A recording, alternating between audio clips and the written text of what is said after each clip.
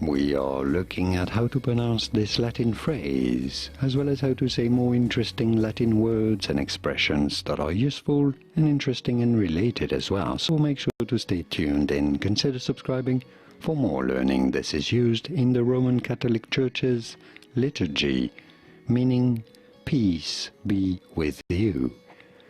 In classical Latin, this would be said as Pax Vobiscum.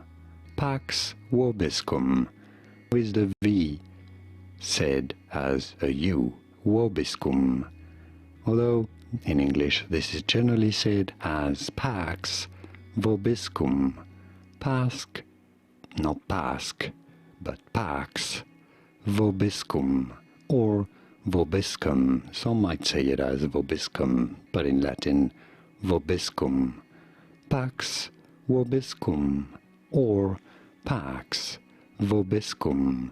And now you know it all.